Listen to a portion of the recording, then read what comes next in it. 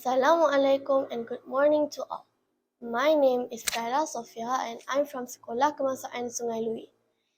Today I'm going to do a book review on my favorite book.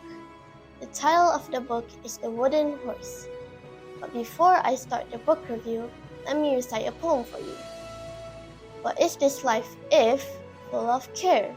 We have no time to stand and stare, no time to sit beneath the boughs and stare as long as sheep or cows. That beautiful poem just now was written by William Henry Davis. The title of the poem is Leisure. Leisure means free time. For me, I use my free time to read books. And today I'm going to show you my favorite book. The title of the book is The Wooden Horse. The Wooden Horse is in the series of Usborne Young Reading, which combines good stories with easy reading text.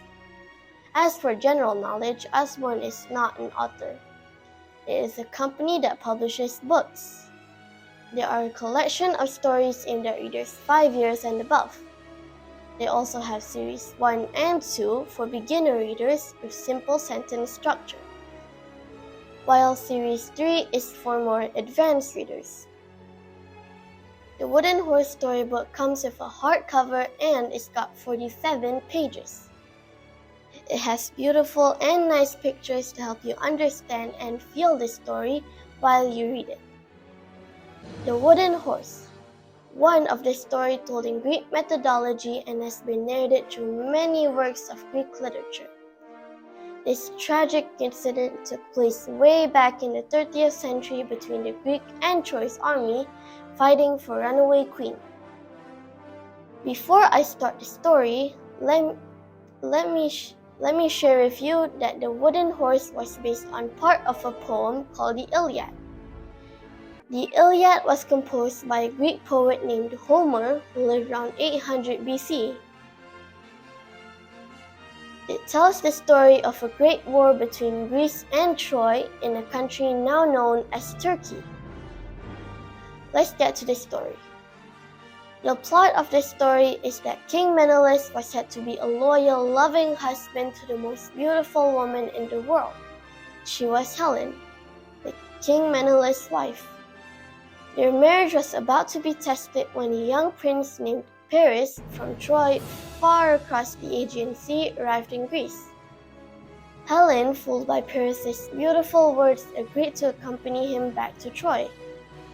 When King Menelaus found out about the queen's disappearance, he was enraged and vowed to return Helen to his arms.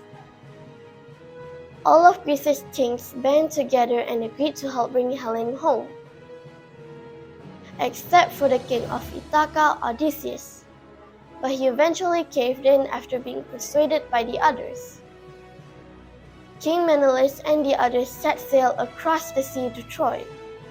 The war lasted over 10 years. Many lives were lost. That is when King Odysseus devised a fantastic plan. He directed the soldiers to take down as many trees as possible. They sawed it together piece by piece and had created a massive, giant wooden horse. Later that night, they took the wooden horse to the city gates. Part of the army climbed and hid within the wooden horse, while King Menelaus and the others returned to their ships and sailed away. The next morning, the Trojans discovered that the Greek army had vanished, leaving only a wooden horse behind. The Trojans stared in awe at the wooden horse. That is when Sinon emerged from his hiding place. He claimed that the wooden horse was meant to be a gift to the goddess Athena and was meant to bring the Greeks luck. The Trojans took the wooden horse inside the city. Later that night, they held a great feast to commemorate the end of the battle. All night there was dining, dancing, and singing. It was early dawn until the Trojans retired to bed. That is when Sinon gave the signal to the army that was hiding within the wooden horse. King King Odysseus dashed through the motionless city in search of Helen. It was too late.